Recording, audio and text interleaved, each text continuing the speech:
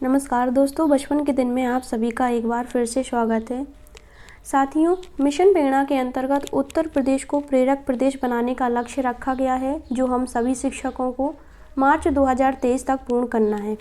इसी लक्ष्य के संबंध में शिक्षकों के लिए 3 हस्त पुस्तिकाएँ जैसे आधारशिला, ध्यान आकर्षण और शिक्षण संग्रह, ये 3 मॉड्यूल विकसित किए गए हैं। इन मॉड्यूल के बारे में हम आप सभी लोगों को संपूर्ण जानकारी देंगे, एक एक पार्ट करके डिवाइड कर देंगे। 20-20 क्वेश्चन के वीडियो बनाने जा रहे हैं, तो आप अभी ये वीडियो ज़रूर देखिएगा। इन मॉड्यूल से संबंधित प्रश्न आपको IVRS कॉल के द्वारा या निरीक्षण के दौरान पूछे जा सकते हैं, इसलिए वीडियो को अंत तक ज़रूर देखिएगा। चलिए आगे देखते हैं। पहला क्वेश्चन है, मिशन प्रेरणा का निम्न मॉड्यूल अंग नहीं है। मिशन प्रेरणा के अंतर्गत जो मॉड्यूल विकसित किए गए हैं उनमें आधारशिला, ध्यान आकर्षण और शिक्षण संग्रह, ये 3 मॉड्यूल विकसित किए गए हैं। तो इनमें क्वेश्चन पूछ रहा है कि आपका जो मॉड्यूल है वो अंग कौन सा नहीं है। इसमें आप देखेंगे ये 3 विकसित किए गए हैं, तो आपका जो राइट आंसर होगा वो निष्ठा होगा, क्योंकि निष्ठा आपका कोई मॉड्यूल नहीं है, ये पोर्टल है जिसमें बेसिक एजुकेशन की क्वालिटी को इम्प्रूव करने के लिए टीचर्स के लिए ट्रेनिंग प्रोवाइड कराता है। अगला क्वेश्चन देखते हैं, फाउंडेशन लर्निंग के लिए मॉड्यूल कौन सा है। आप जैसा क्वेश्चन में ही देख रहे हैं कि फाउंडेशन की बात हो रही है। फाउंडेशन यानी किसी भी बच्चे की नींव के लिए कौन सा मॉड्यूल विकसित किया गया है। फाउंडेशन यानी आधार, नाम से ही परिचित हो रहा है, तो आधारशिला मॉड्यूल में फाउंडेशनल लर्निंग बताया हुआ है। जो आधारशिला मॉड्यूल है क्लास 1 और 2 के बच्चों के लिए बेसिक फाउंडेशन इसमें बताया हुआ है क्या क्या है। बाकी जो है हमने पहले बताया, ये ध्यान आकर्षण रेमेडियल टीचिंग के लिए, और शिक्षण संग्रह जो है एक तरह का कॉम्बिनेशन ऑफ इंस्ट्रक्शंस है। आगे देखेंगे अगला क्वेश्चन, आधारशिला मॉड्यूल में कितने भाग हैं। अभी हम आधारशिला मॉड्यूल की ही बात कर रहे थे, तो हम देखेंगे कि आधारशिला मॉड्यूल में 6 भाग हैं, तो इसका जो राइट आंसर हुआ वो डी हुआ। पर इसमें कौन कौन से हैं भाग हम ये जानेंगे। तो फर्स्ट भाग में हम देखेंगे कि जो फाउंडेशन लर्निंग की अवधारणा क्या है और इसकी आवश्यकता क्या है, हम फर्स्ट पार्ट में देखेंगे। सेकंड पार्ट में हिंदी के लिए जो आरंभिक स्तर पर हिंदी विकास की चर्चा की हुई है। थर्ड में किया हुआ है मैथ के बारे में बताया हुआ है। फोर्थ में क्लास 3, 4 और 5 के लिए भाषा और विकास के बारे में बताया हुआ है। और फिफ्थ वाला पार्ट है उसमें आपका आकलन के तरीके बताए हुए हैं, और छठवें पार्ट में परिशिष्ट बताया हुआ है। तो ये मैंने जल्दी से शॉर्ट में आपको बताया आपके छठों पार्ट। इसका तो आप राइट आंसर क्लिक कर ही गया कि आप इसका जो राइट आंसर है वो डी है। अगला क्वेश्चन देखेंगे, आधारशिला शिक्षण मॉड्यूल विशेष रूप से किन 2 कक्षाओं के छात्रों में छात्र समझ का विकास करते हुए मजबूत आधारशिला रखने के दृष्टिकोण को ध्यान में रखकर तैयार किया गया है। तो फाउंडेशन की बात हो रही है, फाउंडेशनल लर्निंग की, और किन 2 कक्षाओं के लिए ये पूछा गया है। तो जैसे कोई भी बच्चे हैं, बच्चों की शिक्षण प्रक्रिया की बात हो रही है, तो बेसिक फाउंडेशन हम 1 और 2 के लिए ही या 3 के लिए मैक्सिमम तैयार करेंगे। जो फाउंडेशन लर्निंग है वो हम कक्षा मतलब ग्रेडर क्लास के लिए तो हम बिल्कुल नहीं यूज करेंगे, जैसे 8 के बच्चे हुए या 9-10 के बच्चे हुए। तो इसका जो राइट आंसर है वो पहला है कक्षा 1 और 2। कक्षा 1 और 2 के बच्चों को ध्यान में रखते हुए ही आधारशिला मॉड्यूल को विकसित किया गया है।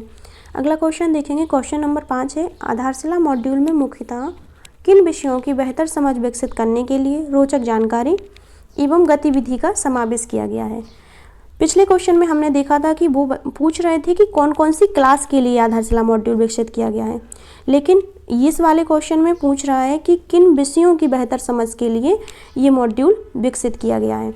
तो विषय की बात करेंगे तो बेसिक फाउंडेशन भाषा और गणित के लिए है, क्योंकि अगर बच्चों के भाषा और गणित का बेसिक क्लियर हो जाता है तो वो अदर सब्जेक्ट को रिलेट करके उसको गोल को अचीव कर सकते हैं। तो बेसिक नींव यानी बच्चों की भाषा और गणित विषय की तैयार करने की सबसे ज़्यादा ज़रूरत है। तो इसी की रोचक जानकारी और गतिविधि जो है आधारशिला मॉड्यूल में दिया हुआ है। तो आपका फर्स्ट ऑप्शन क्लियर हो गया। अगला क्वेश्चन है, आधारशिला शिक्षण मॉड्यूल में आरंभिक स्तर पर भाषा विकास मॉड्यूल के किस भाग में वर्णित है। पहले ही हम आप सभी लोग डिस्कस कर चुके हैं कि आधारशिला मॉड्यूल में 6 भाग हैं, जिनमें से आपका जो इसका जो राइट आंसर हुआ वो भाग 2 हुआ क्योंकि आरंभिक स्तर पर भाषा विकास की बात हो रही है। भाषा विकास आपका सेकंड पार्ट में दिया हुआ है। और अगर हम फर्स्ट पार्ट की बात करेंगे कि फर्स्ट पार्ट में क्या दिया हुआ है, आपके फर्स्ट पार्ट में दिया हुआ है कि आधारशिला जो मॉड्यूल है उसकी आवश्यकता क्या है और उसकी अवधारणा क्या है। सेकंड पार्ट इसका राइट आंसर है। और थर्ड पार्ट में आपका यहाँ पर ये जो भाषा विकास पूछा है वो सेकंड पार्ट है। अगर गणित विकास की बात करेंगे तो आपका ऑप्शन थर्ड हो जाएगा। आपको क्लियर हुआ? अगले क्वेश्चन पे चलते हैं। Question number 7, foundation learning. यदि आप अपने विद्यालय में शैक्षिक सुधार के लिए प्रयासरत हैं तो किसी नवाचार की स्वीकार्यता के लिए आपके मन में क्या प्रश्न होना चाहिए। अगर आप किसी भी इनोवेटिव आइडियाज़ की बात कर रहे हैं तो आपके मन में कौन कौन से प्रश्न आएंगे, आप अपने विद्यालय में सोच के देखिए, ये मुझे क्या करना है, यही क्यों करना है। और इस जो भी हमारे पास मॉड्यूल यानी जो भी हमारे पास परिस्थिति है उनमें हम सबसे अच्छा कैसे करेंगे, ये भी आपके मन में प्रश्न आएंगे। तो फर्स्ट, सेकंड और थर्ड ये तीनों ही फुलफिल कर रहे हैं कंडीशन को, तो आपका जो राइट आंसर होगा वो उपरोक्त सभी होगा। अगले क्वेश्चन पे चलते हैं। लर्निंग आउटकम से संबंधित कौन सा कथन सत्य है। सबसे पहले तो आप ये जानिए कि लर्निंग आउटकम होता क्या है। कोई भी बच्चा क्लास में लर्निंग यानी सीखना और आउटकम मतलब परिणाम, अपने सीखने के किस परिणाम तक पहुंचा है वो है आपका लर्निंग आउटकम। तो आप ऑप्शन देखेंगे, फर्स्ट है किसी विद्यार्थी के अधिगम परिणाम हैं, बिल्कुल है। किसी विद्यार्थी के सीखने के प्रतिफल हैं, सीख रहा है बच्चा तभी तो उसका आउटकम निकलेगा। किसी विद्यार्थी की अपेक्षित दक्षताएं, तो ये तीनों ऑप्शन इसको फुलफिल कर रहे हैं, लर्निंग आउटकम से संबंधित हैं, इसलिए राइट आंसर आपका जो होगा उपरोक्त सभी होगा। अगले क्वेश्चन पे चलते हैं। आधारशिला में लर्निंग आउटकम की कितनी श्रेणियां बताई हुई हैं। अभी हम लर्निंग आउटकम के बारे में जान रहे थे, अब हम जानेंगे कि इसकी श्रेणियां क्या क्या हैं। तो इसका जो राइट आंसर है वो है ऑप्शन नंबर बी है। लर्निंग आउटकम की 3 श्रेणियां हैं, जिसमें कौन कौन सी हैं तीनों हम बता देते हैं। पहला है फोकल, यानी इसको केंद्रक भी बोलते हैं। सेकंड है नेस्टेड और थर्ड है उप। फोकल लर्निंग आउटकम, नेस्टेड और उप learning outcome. Focal learning outcome, चलिए अगले स्लाइड पर चलते हैं। कक्षा शिक्षण के दौरान कराई जाने वाली गतिविधि के मूल सिद्धांत क्या हैं। यानी आप अपनी कक्षा में शिक्षण कार्य करा रहे हैं तो आप चाहते हैं कि हम एक्टिविटी बेस्ड लर्निंग कराएं, तो उसके बेसिक प्रिंसिपल क्या होंगे, आपकी गतिविधि कराने के जो बेसिक प्रिंसिपल हैं वो क्या होंगे।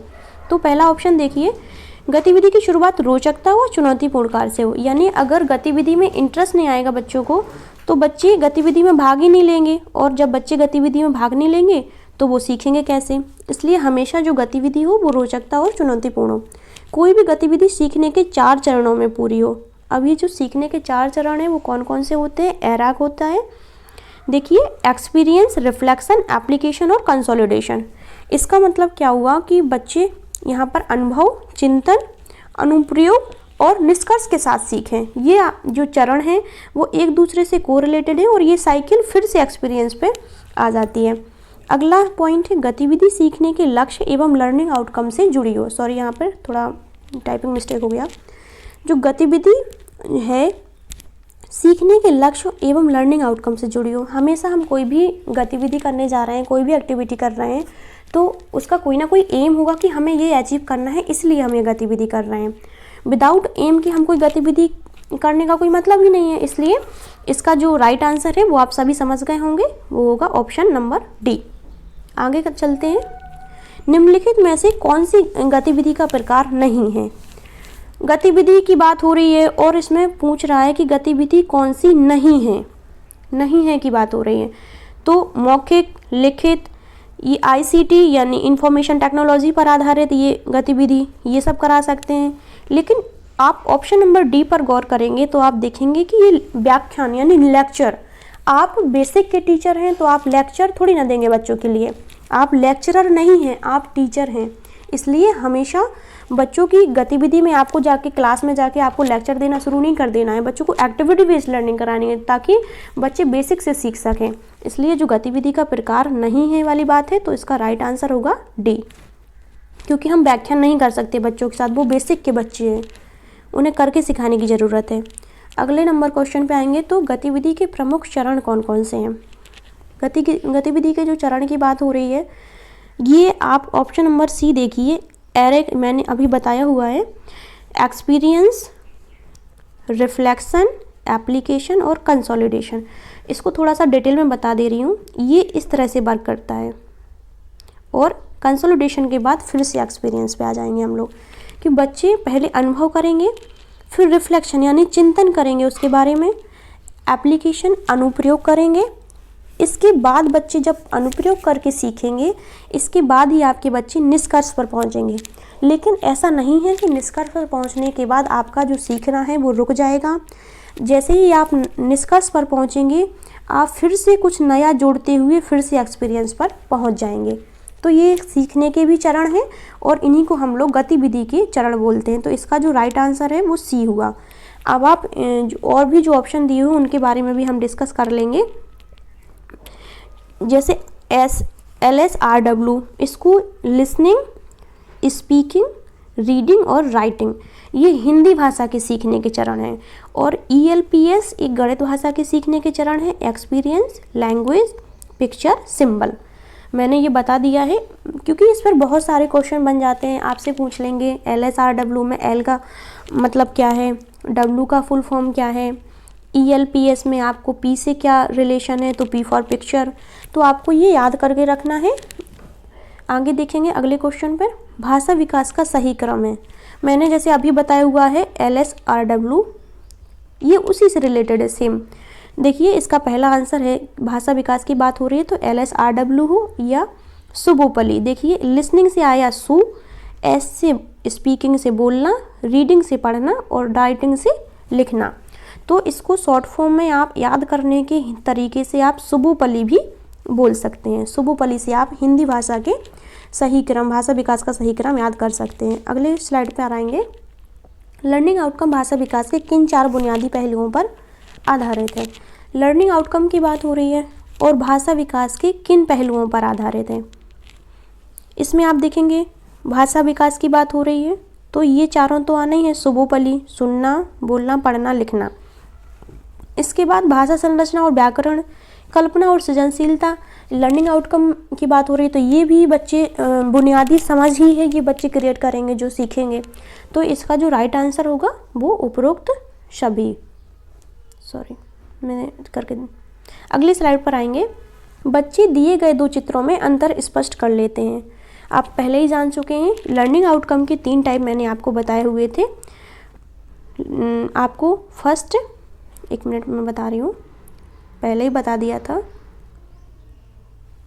हाँ, फर्स्ट, सेकंड और थर्ड 3 आउटकम मैंने बताए हुए थे आपको। पहला था केंद्रित, दूसरा था फोकल और तीसरा उप आउटकम।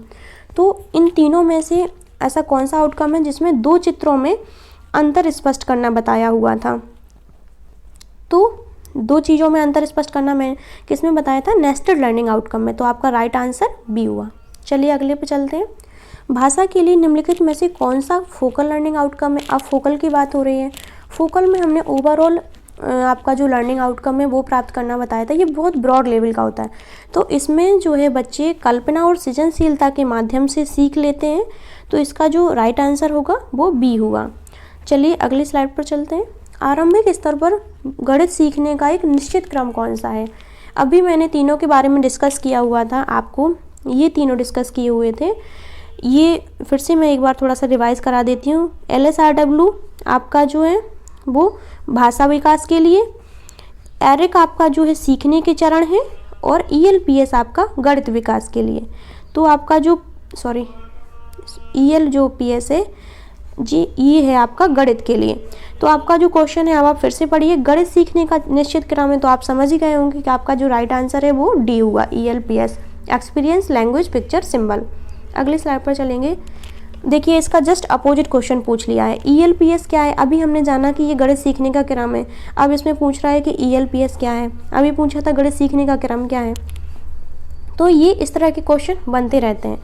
तो आप समझ ही गए हैं ELPS का जो राइट आंसर है वो आपका है सेकंड। अगले स्लाइड पर चलेंगे। आधारशिला मॉड्यूल के भाग 5 का मुख्य अंश क्या है। स्टार्टिंग में ही आप जान गए हैं कि इस आधारशिला मॉड्यूल में 6 भाग होते हैं, जिनमें मैंने क्रम से बताया हुआ था छठों पार्ट में क्या क्या है। अब ऑप्शन देखेंगे। पहला ऑप्शन आरंभिक भाषा विकास, ये आप समझ ही गए हैं, ये किस वाले भाग में है, आपका पार्ट नंबर भाषा विकास 2 में है। सेकंड नंबर पॉइंट आरंभिक गणितीय क्षमता विकास किस वाले पार्ट में है, ये आपका 3 पॉइंट में है। आकलन आपका किस पार्ट में है, भाग 5 में है। और चौथा परिशिष्ट आपका भाग 6 में है। तो आप ये सारी चीज़ें जान गए। अब अगले क्वेश्चन पे आइए। अपने क्वेश्चन पे आप देखेंगे क्या पूछा है कि भाग 5 का मुख्य अंश क्या है। तो अब आपका राइट आंसर क्या हुआ, ऑप्शन नंबर 3 आकलन। अगले क्वेश्चन पे आएंगे, फाउंडेशन लर्निंग शिविर की अवधि कितने दिन की है। फाउंडेशन लर्निंग की बात हो रही है, यानी आप समझ ही गए कि आधारशिला मॉड्यूल की बात हो रही है। आधारशिला मॉड्यूल में भाग 6 में जो परिशिष्ट हमने आपको बताया हुआ है, उसी में आपका फाउंडेशन लर्निंग शिविर का आयोजन भी कराया है। जो बच्चे अपने इसको हम बताएंगे कि इसका आयोजन कैसे करना है, अगले वीडियो में आप बताएंगे आपको फाउंडेशन लर्निंग शिविर के बारे में। और भी पार्ट्स हम इसको बनाने जा रहे हैं, तो अगर आप जानना चाहते हैं तो अगला वीडियो ज़रूर देखें।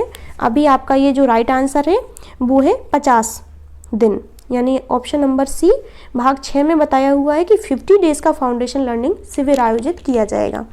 चलिए, आप सभी का हमसे जुड़ने के लिए बहुत बहुत धन्यवाद। हम ये वीडियो कंटिन्यू करेंगे, तो आप अगला पार्ट ज़रूर देखिएगा।